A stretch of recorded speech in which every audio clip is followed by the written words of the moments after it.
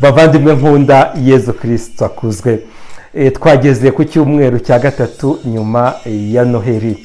Twakomeje tugendana turyoherwa n'iminsi mikuru ya Noheli, ndetse hari n'ababonye impano kubera nyine iyi minsi mikuru ya Noheli n'ubunane, kandi Imana ntabwo yigeze idutererana, nta na rimwe inadutererana, kuko igihe cyose irakomeza ikaduherekeza nubwo bwose bigoye muri ibi bihe bya coronavirus, ariko Imana yacu nta na rimwe idutererana kandi ikomeza ikaduha ibyangombwa dukenera kugira ngo urugendo rwacu ruyigana rukomeze kandi rworohe. Uyu munsi rero twifatanyije na Kiliziya yose turahimbaza batisimu ya Yezu Kristo.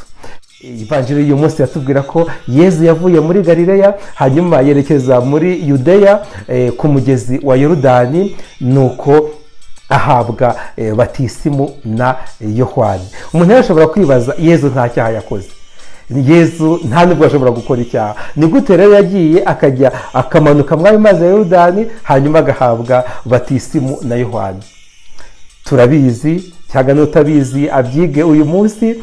Yezu yahawe batisimu nibwo yatangiye nyine umurimo we wa gitumwa, umurimo we yakoreraga ku karubanda, agenda aha abantu ibyo bakeneye, cyane cyane abakiza ibyaha, yerekana ndetse nk'umucunguzi nyine w'abantu.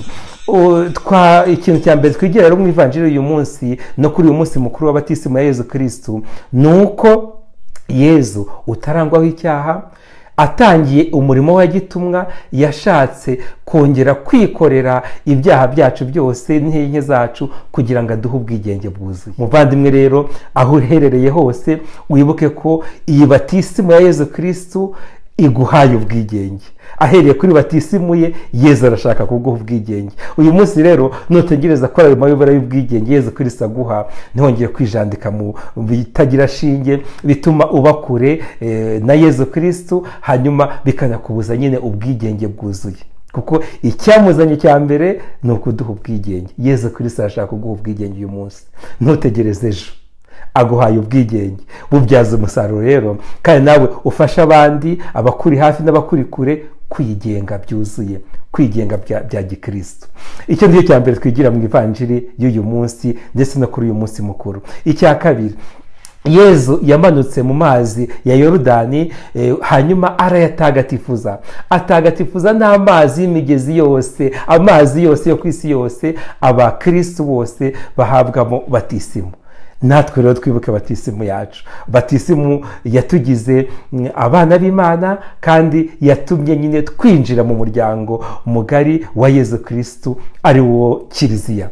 N'ibyo rero ni iby'agaciro, bikomeze bidutere akanyabugabo ko gukomeza urugendo.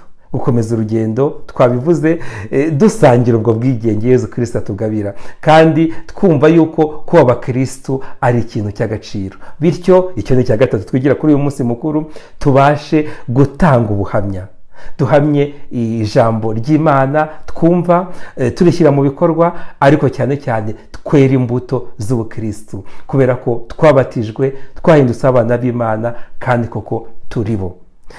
Dukomeze rero tugendane kandi turyoherwe n'ijambo ry'Imana, turizirikane, turisangire hagati yacu mu muryango, turisangire n'inshuti n'abavandimwe, kugira ngo nyine ijambo ry'Imana ryongere ryere imbuto muri twebwe kandi ritume dukora koko ibikorwa bijyanye no guhinduka, bityo isi ibonereho n'abatarahabwa iyo batisimu bashobore kuba bayihawe. Uko bisanzwe rero, buri cyumweru mugende muzirikane ivanjiri y'uyu munsi uko yanditswe na Mariko, ku mutwe wa mbere kuva ku murongo wa 7 kugeza ku wa 11.